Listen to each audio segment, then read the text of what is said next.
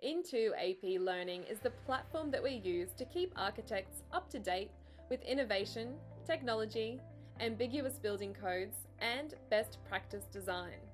9C, Aged Care Material Consideration. At the conclusion of this presentation, you should be able to 1.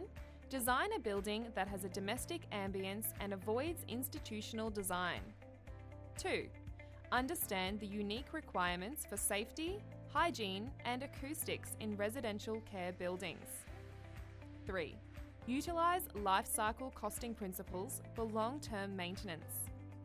4. Outline higher performing materials to achieve better outcomes. Our formal CPD activities offer one formal CPD point where a pass rate of 80% is attained. 3 attempts to answer each question is permissible. The assessment is divided into 2 parts, which will feature at the middle and at the conclusion of the presentation.